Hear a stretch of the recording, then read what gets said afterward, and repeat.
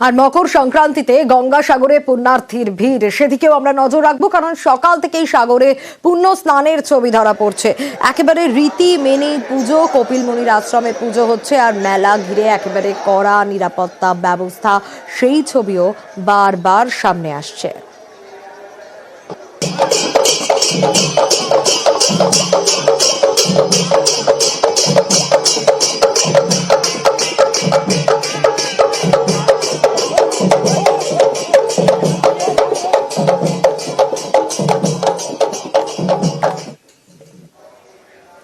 একদিকে কপিল মুনির আশ্রমে রীতি মেনে পুজো হচ্ছে, অন্যদিকে মেলা ঘিরে কড়া নিরাপত্তা। অর্পণ রয়েছে এখনকার ছবিটা, একটু জানবো অর্পণের কাছ থেকে।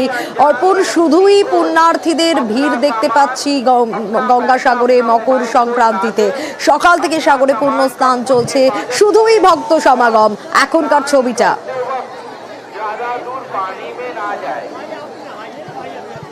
একদমই, দেখো, মিনি গঙ্গাসাগর এখন বলা যেতে পারে যে মিনি ভারতে পরিণত হয়েছে। এই গঙ্গাসাগরে ভারতবর্ষের বিভিন্ন প্রান্ত থেকে মানুষজন তারা এসছেন এবং তারা এই মহেন্দ্রক্ষণে 6টা 58 থেকে মহেন্দ্রক্ষণ শুরু হয়েছে, আগামীকাল 6টা 58 পর্যন্ত থাকবে।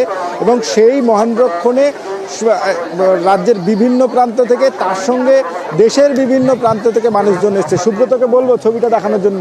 যত দূর পর্যন্ত এখানে চোখ যাচ্ছে, কিন্তু দেখা যাচ্ছে যে শুধুই ভক্তদের ভিড়, ভক্তদের সমাগম। এই পুণ্য স্নান সারতে তারা এসছেন এবং গতকাল রাত থেকে দেখা গিয়েছে যে দফায় দফায় যে সব পুণ্যার্থীদের গাড়ি, তা সেই গাড়ি প্রবেশ করেছে। প্রশাসনের তরফ থেকে কঠোর নজরদারির ব্যবস্থা করা হয়েছে। মাহিক্ষণ যখন শুরু হয়েছে তখন থেকেই শুরু হয়েছে এই পুণ্য স্নান।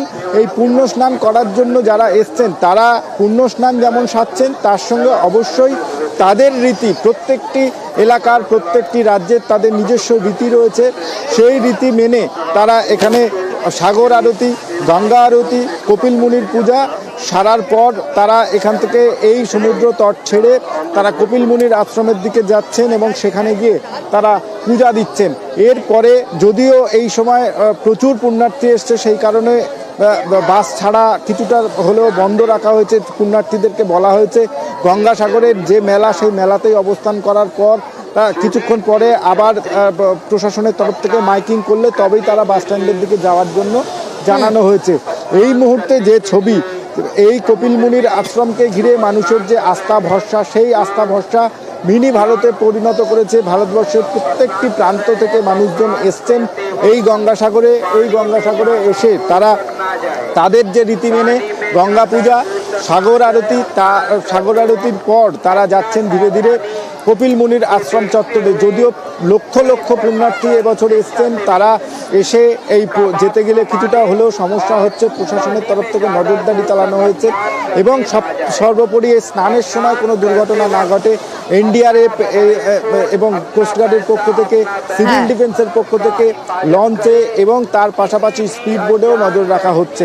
সব মিলিয়ে বলা চলে বেলা 9টা, কয়েক লক্ষ মানুষ তারা এই সময় স্নান করছেন এবং ভোর রাত থেকে স্নান শুরু হয়েছে। এই স্নান চলবে আগামীকাল সকাল 6টা 58 পর্যন্ত। একদমই অর্পণ, সব তীর্থ বারবার, গঙ্গাসাগর একবার। আর মকর সংক্রান্তিতে গঙ্গাসাগরে পুণ্যার্থীদের ভিড় নজরে আসছে। সকাল থেকে সাগরে পুণ্য স্নান চলছে, রীতি মেনে পুজো চলছে। একদিকে যখন গঙ্গাসাগরের ছবি দেখাচ্ছি, তখন তার পাশাপাশি অবশ্যই কুম্ভ মেলা প্রয়াগরাজেও নজর রাখতেই হবে। 44 দিনের কুম্ভ মেলা, মহাকুম্ভের পুণ্য স্নান, সেদিকেও আমরা নজর রেখেছি। আর অন্যদিকে মকর সংক্রান্তিতে গঙ্গাসাগরে তো নজর রাখতেই হবে।